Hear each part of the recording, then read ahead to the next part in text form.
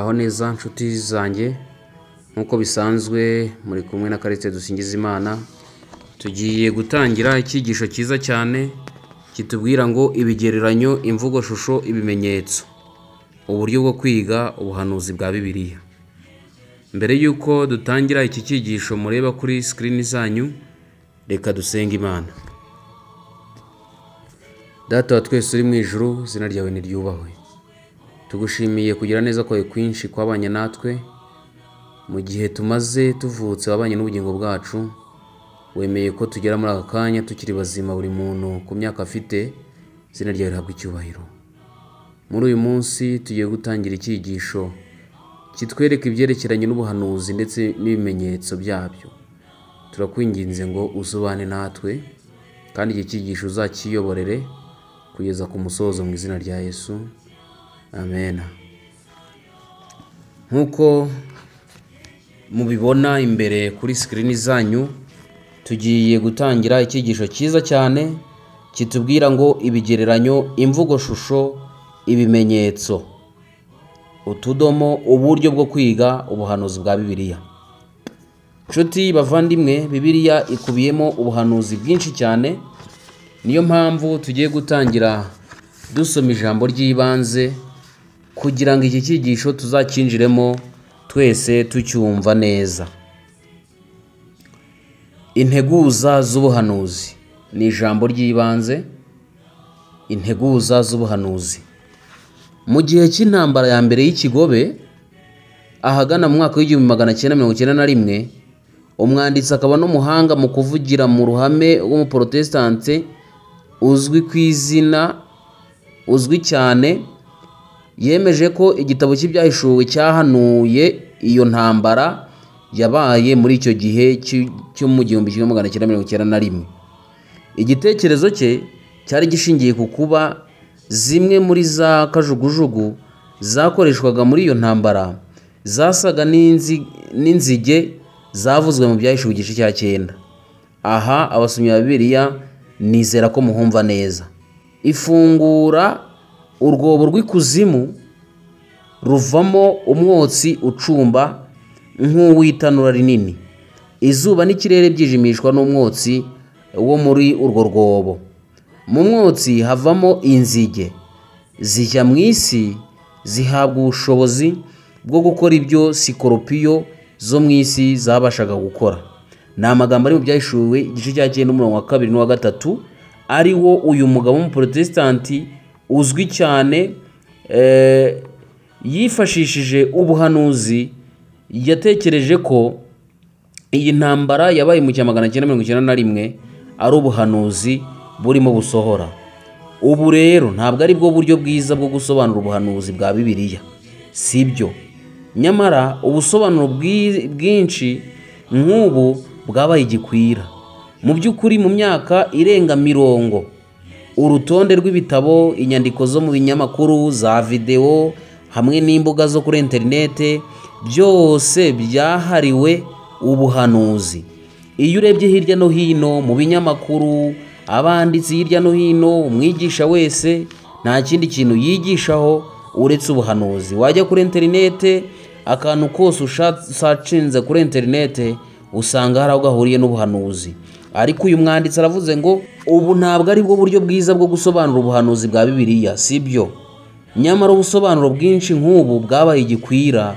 Mu by'ukuri mu myaka irenga 50, urutonde rw'ibitabo, inyandiko zo mu binyamakuru, za video hamwe n'imbuga za kuri interinete, byose byahariwe ubuhanuzi. Byahanuye ibintu byinshi, harimo n'itariki yerekeranye n'ibihe bizabaho mu minsi iheruka, akenshi bishingiye ku ntambara cyangwa imivurungano ibera mu burasirazuba bwo hagati. Iyo urebye kuri interinete, ukareba mu binyamakuru, ukareba mu bitabo byinshi byandikwa, nta kindi bandikaho usibye ubuhanuzi. Bibwira ko ibiri kuba ku isi ari ibisohoza ubuhanuzi Yesu yagize gute, yavuze, cyangwa se ari ugushyira iherezo ku kurangira ku isi. Nyamara ibyo ngibyo ntabwo ari byo. Urebye intambara ziri mu burasirazuba bwo hagati, za Ukraine, za Israeli, zahe zose intambara zirahari hirya no hino, ndetse nk'uko Yesu yabihanuye. Ariko iryo ngiryo ntabwo ari ryo herezo ry'ubuhanuzi, oya rwose. Kandi igitangaje mu bitangarirwa muri buri gihe cyose, ubwo buhanuzi ntibwasohoye ngo bube ari ubw'ukuri, sibyo se? Intambara ziraba zikarangira, abazitiranije n'ubuhanuzi zikarangira ubuhanuzi bwabo butagize gute? Budasohoye. Niba koko kugaruka kwa Kristo kuzagendana n'irangira n'intambara n'iki, izo ntambara zakabaye zirangira Kristo nawe yagarutse. Ariko abantu benshi biha gushyiraho igihe cy'ubuhanuzi cyangwa se igihe Kristo azagarukira, baribeshya cyane, kuko icyo ngicyo nta gihamya na kimwe bafite cyahamya ko Kristo yagaruka kubera ko intambara zabaye mu isi. Ahubwo yavuze ko ibyo ari bimwe mu bimenyetso bizaranga kugaruka kwe. Niyo mpamvu nk'Abadiventiste munsi wa karindwi tubifata mu bundi buryo, uburyo bushingiye gusa kuri Kristo, aribwo ishingiro ry'ubuhanuzi ritareberwa mu cyerekezo kimwe cy'imitekerereze y'isi cyerekeza mu burasirazuba bwo hagati, hamwe n'intambara za gisirikare ziberaho aho hantu. Ibiramambu tubonera ubuhanuzi mu ndorerwamo y'intambara ikomeye iri hagati ya Kristo na Satani, intambara y'iby'umwuka iri ku isi yose, kandi izagira umusozo igihe ubwoko bw'Imana, Abayuda, abanyamahanga bazaba batabawe. Soma mu Byahishuwe igice cya 12 umurongo wa 17 n'Ibyahishuwe 14 umurongo wa 12. Aya masomo turayasanga imbere mu byanditswe, nshuti yanjye, ariko ntibyakubuza kugira gute? Kuyashaka ngo yasome. Niyo mpamvu bazahura n'akaga gaheruka kandi gashingiye ku kuramya Umuremyi, nk'uko tubisoma mu gitabo cy'Ibyahishuwe igice cya 14 ku murongo wa 7. Igice cya 14 ku murongo wa 7, mu buryo buzaba buhanganye n'inyamaswa n'igishushanyo cyayo. Aha hari isomo ritubwira ngo, avuga ijwi rirenga ati, nimwubahe Imana muyihimbaze, kuko igihe cyo gucira abantu urubanza gisohoye. Muramye yaremye ijuru n'isi n'inyanja n'amasoko. Nshuti muvandimwe, iri ni isomo riri mu Byahishuwe igice 14 ku murongo wa 7, aho iryo somo ritwereka ko tugomba kuramya Imana y'ukuri. Ni Imana yaremye ijuru n'isi ndetse irema n'inyanja n'ibirimo byose. Niyo mpamvu ikintu cy'ingenzi mu gusobanura ubu buhanuzi rero bw'iminsi iheruka tukibona muri Daniyeli igice cya 2, ahakubiyemo ingingo z'amateka y'ubuhanuzi, kandi tukanahabona n'urufunguzo rutanga ibisobanuro by'ubwo buhanuzi mu buryo busobanutse neza. Daniyeli igice cya 2 hahishura iby'ubwami bune bwategetse isi. Nshuti muvandimwe, tuzinjira muri iki gitabo cya Daniyeli, tuzifashisha ibitabo hano n'ubundi by'ishuri ryo ku isabato. Igitabo cya Daniyeli cyasohotse mu mwaka wa 2020, kandi twifashishe n'igitabo cyitwa Ubutumwa Butatu Bureba Isi Yose, ni icyigisho cyasohotse muri 2023, ndetse tuzifashisha n'igitabo cy'Ibyahishuwe cyasohotse muri 2018. Ibi ni ibyigisho bizadufasha gusobanukirwa neza n'itangira ry'ubuhanuzi ndetse n'iherezo ryabyo. Niyo mpamvu muri iki gitabo cya Daniyeli tuzarebera hamwe ubwami bune, n'amami ane cyangwa se ingoma enye zategetse iyi si, harimo Babuloni, Abamedi n'Abaperesi, Ubugiriki ndetse n'ubwami bw'Abaroma cyangwa se ingoma y'Abaroma, buzakurikirwa no kwima kw'ingoma y'ubwami bw'Imana buzahoraho iteka ryose. Izina ry'Imana rihimbazwe. Izi ngoma enye tuzazisobanura kandi tuzazisobanukirwa. Ndifuza ko buri muntu wese uduteze amatwi Imana izamufashe kandi muhe kumva neza icyo idushakaho. Niyo mpamvu rero ubu bwami buzakurikirwa n'ingoma ya Kristo butazarimbuka iteka ryose, kandi ikindi ubutware bwabwo ntibuzazungurwa n'irindi shyanga, ahubwo buzamenagura ubwo bwami bwose bukabutsembaho, kandi buzahoraho iteka ryose. Izina ry'Imana rihimbazwe. Ubwo bwami twimirije imbere, ubwo bwami bugiye kuzima, buzasimbura izi ngoma zose uko ari enye nk'uko zagiye zihererekanya ubutware. Iyi ngoma ntizahanguka, kandi ni ingoma izahoraho iteka ryose. Izina ry'Imana yacu rishimwe. Impamvu ni uko ari ingoma ya Kristo. Niyo mpamvu rero ubuhanuzi bw'umujyo umwe nk'ubwo tubusanga muri Daniyeli igice cya 7 ndetse n'igice cya 8, bukaba nabwo bukubiyemo za ngingo zimwe arizo z'ubwami bw'iyi si bwategetse isi, bukazamuka maze bukaza kugenda bushiraho kugeza ubwo ubwami bw'Imana buzimikwa bugahoraho iteka ryose. Nshuti muvandimwe nkunda, mu gitabo cya Daniyeli igice cya 7, marayika utanga ubusobanuro abivuga byose agira ati, izo nyamaswa nini uko ari enye nibo bami bane bazaduka mu isi, ariko abera bisumba byose bazahabwa ubwo bwami babuhindure bubo bw'abiteka ryose, izina ry'Uwiteka rishimwe. Ni isomo riri muri Daniyeli igice cya 7 umurongo wa 17 na 18. Ikindi kandi ubwami bune bw'isi harimo Babuloni, Ubumedi, Ubuperesi n'Ubugiriki ndetse na Roma, nk'uko twabivuze inyuma. Babuloni, Abamedi n'Abaperesi, Ubugiriki ndetse na Roma bugenda bukurikirana mu mateka kugeza igihe Imana izashyiriraho ubwami bwayo buzahoraho iteka ryose. Ubu ni ubusobanuro bwa ririya somo ryo ruguru. Niyo mpamvu rero birumvikana neza cyane ko turacyari hano ku isi nshuti yanjye, turacyari hano ku isi mu gihe cyo kwigabanya k'ubwami bw'Abaroma, ubwami bwa 4 ari nabwo bwami buheruka bw'iyi si mbere y'uko Kristo agaruka. Ubu bwami buzigabanya kugira ngo Kristo abone uko agaruka.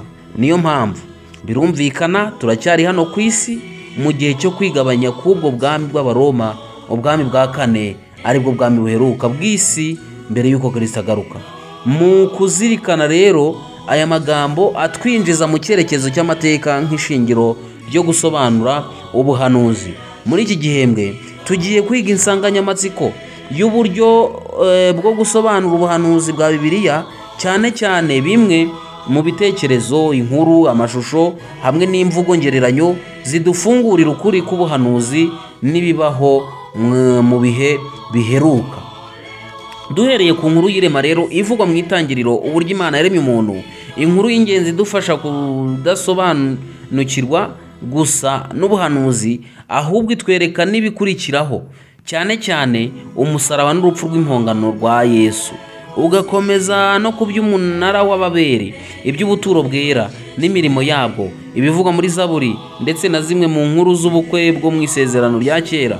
Muri ibyo byose n'ibindi byinshi dushobora kubona amashusho, ibimenyetso hamwe n'imvugo ngereranyo byerekana ko igihe tubyiga dusenga tunafite umwuka wo kwicisha bugufi kandi wubaha, niba ugiye muri Bibiliya n'umutima wigometse uba urimo guta igihe. Tugomba kumanza tugasenga, tugaca bugufi, buri muntu wese agacishwa bugufi kugira ngo byibuze ijambo riri buvugwe ribashe gushinga imizi mu mutima. Niyo mpamvu ibyo bizadufasha rero gusobanukirwa ko ubuhanuzi bw'iminsi iheruka, by'umwihariko ubuvugwa mu byahishuwe, bwigaragaza neza kandi burimo gusohora. Ubuhanuzi burakomeza gusohora umurongo ku murongo, abantu benshi bakabyitiranya, abantu benshi bagafata ubuhanuzi nk'ibyo bari kurebesha amaso y'ibigaragara, nyamara amaso y'ibigaragara abeshya beneyo. Nshuti muvandimwe, ibigushuka byose cyangwa se ibishashagirana siko ari zahabu. Ushobora guterwa ubwoba n'inkubiri y'ibibazo biri ku isi, ariko si isohora ry'ubuhanuzi. Niyo mpamvu Kristo yavuze ko igihe kizagera izi ngoma uko ari enye zose zigahanguka, hakimika ubwami bwa Kristo, ubwami butazashiraho kandi ubwami buzahoraho iteka ryose. Nshuti muvandimwe, birumvikana ko igihembwe kimwe gusa kidahagije ngo nibura twiga inkuru zose n'amashusho bidufasha kudufungurira ukuri k'ubuhanuzi. Nta wamenya, ahubwo twanakenera kubyiga mu bihe by'iteka. Kugeza icyo gihe rero, kubw'ubuntu bw'Imana tuziga ibyo dushoboye kwiga. Ibyo kwiga ku buhanuzi ndetse n'amaherezo yabyo ni byinshi. Niyo mpamvu inshuti yanjye tuziga ibyo dushoboye kwiga muri iki gihembwe, ariko uzagira ikibazo azajye abaza muri komenti. Twiteguye kujya dusubiza ibibazo byinshi bizabazwa muri iki cyigisho. Niyo mpamvu rero muri ibi byose n'ibindi byinshi dushobora kubona amashusho, ibimenyetso hamwe n'imvugo ngereranyo byerekana ko igihe tubyiga dusenga tunafite n'umwuka wo kwicisha bugufi kandi wubaha, bidufasha gusobanukirwa ubuhanuzi bw'iminsi iheruka burimo gusohora. Ubuhanuzi burimo burasohora, ariko dukwiriye kwiga duciye bugufi kandi dusenga kugira ngo Mwuka Wera w'Imana azabashe kutuyobora kandi azatugeze ku bugingo. Nibyo mbasabira nanjye nisabira mu izina rya Yesu. Nshuti muvandimwe, iki cyigisho cyanditswe na Shawn Bonsra, ni umuyobozi w'ikinyamakuru Ijwi ry'Ubuhanuzi. Ibiganiro bye n'ibitabo yanditse byabaye isoko y'ubumenyi bwafashije benshi hirya no hino ku isi, kandi mu myaka myinshi ibiterane by'ivugabutumwa yakoze byagiye binyuzwa kuri buri mugabane w'isi usibye uwa Atlantique. Ni wo wonyine utaragerwaho n'ibyo byigisho bye, ariko ibyigisho bye murumva ko biri kugenda bikwira hirya no hino. Rero ni umugabo w'inararibonye ufite ubuhanga n'ubumenyi mu gusesengura ibitabo byinshi, ndetse mu binyamakuru murumva ko anakataje. Nshuti yanjye rero, kadutangirane n'icyigisho cya mbere kitubwira ngo amwe mu mahame y'ubuhanuzi. Amwe mu mahame y'ubuhanuzi. Amwe mu mahame y'ubuhanuzi. Amwe mu mahame y'ubuhanuzi. Ni icyigisho cyiza cyane, aho icyo kwibukwa tugisanga mu gitabo cya Yeremiya igice cya 9 ku murongo wa 24, aha tubwira ngo ahubwo wirata yirata ibi, yuko asobanukiwe akamenya yuko ari byo Uwiteka ugirira imbabazi no kutabera no gukiranuka mu isi, kuko ibyo ari byo nishimira, niko Uwiteka avuga. Hari ibyo dukwiriye kwirata. Ibyo dukwiriye kwirata na bindi nuko dusobanukiwe ko twamenye Kristo, nuko dusobanukiwe ko Uwiteka ari we Mana. Mbese ninde wundi wahwana nawe? Oya, ntawe rwose, kuko agirira imbabazi kandi agira ukutabera, erega arakiranuka mu isi no mu ijuru. Izina ry'Uwiteka rishimwe. Kuko ibyo ngibyo nibyo Uwiteka yishimira gukiranuka. Iri somo urisomye neza, nshuti yanjye, rirakujyana rikugeze ku mbabazi n'agakiza. Imbabazi n'agakiza duhererwa mu buntu ari we Yesu Kristo. Niyo mpamvu rero kimwe n'ibindi bintu hafi ya byose biri mu byanditswe byera, Abakristo ntibavuga rumwe ku buhanuzi. Abakristo benshi, ndetse benshi cyane, ntabwo bavuga rumwe ku bigendanye n'ubuhanuzi, ari nabyo akenshi byemeza abandi ko kwiga ubuhanuzi bwa Bibiliya ari uguta igihe. Abantu benshi igitabo cy'ibyahishuwe ndetse na Daniyeli baragisimbuka, Bibiliya bakaba barayiyoze nk'inyanja, ariko igitabo cya Daniyeli ari umwijima mu bwonko bwabo.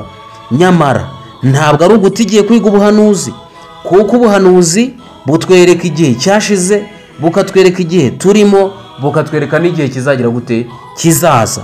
Niyo mpamvu kwiga ubuhanuzi ni ibintu byiza cyane, kuko bitwereka ibyo byose. N'ubundi kandi niba Abakristo bagira amakimbirane bitewe n'akantu gato k'ubuhanuzi hamwe n'amagambo yabwo, bwagira agaciro gute? Ikibabaje, abizera benshi nabo batangira gutekereza ko ibitabo bimwe na bimwe bya Bibiliya nk'igitabo cy'ibyahishuwe bitumvikana. Nari maje kubivuga ruguru. Aho kubisoma barabyirinda. Rimwe na rimwe babifashijwemo n'umupasitoro usobanukiwe, ariko akabatekereza ko kwiga ubuhanuzi biteza ibibazo byinshi kuruta kubikemura. Hari abapasitoro nabo benshi baca ku ruhande ibyo bitabo ntibabyigisheho, kuko bazi ko byabyara amakimbirane mu madini n'amatorero yabo, ndetse ibyo bibazo bakaba batabasha kubikemura. Ariko se Kristo cyangwa se Imana niki yahishe? N'ubuhe bwiru yahishe mu ibyo bitabo batabasha gusobanukirwa? Uko siko byakomeje kuba mu binyejana bya mbere 18 by'amateka ya Gikristo. Abakristo benshi bari baguwe neza cyane n'ubuhanuzi bwa Bibiliya, kandi bari ku rwego rushimishije rwo kumvikana ku by'ingenzi by'ubutumwa ubuhanuzi buvuga. Iyo niyo mpamvu Imana yari igamije ko bigomba kuba bityo, igira iti: ariko bene data, ndabinginga mu izina ry'umwami wacu Yesu Kristo kugira ngo mwese muvuge kumwe, kandi he kugira ibice biremwa muri mwe, ahubwo muhurize hamwe rwose muhuje imitima n'inama. Nshuti muvandimwe, abakristo mu kinyejana cya 18 ndetse gusubiza inyuma no kugeza mu kinyejana cya 15 dusanga barigaga ibitabo iyi Bibiliya, bakayiga bakayinonosora bakayimira. Kari agatabo gasharira ariko kagira mu nda kakaryoha. Nshuti muvandimwe, ibi bitabo barabyigaga bakiga ubuhanuzi kandi ku rwego rwiza, bakamenya igihe bajyamo, aho bageze. Iyo ubisomye neza usanga rwose barabwigaga kandi bukabafasha.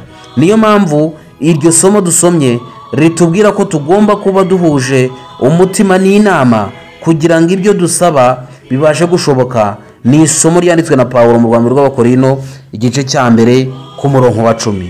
Nshuti muvandimwe rero, iki cyumweru cyose tuzasuzuma amwe mu mahame atanga ubusobanuro bwizewe kandi budahinduka bw'ubuhanuzi.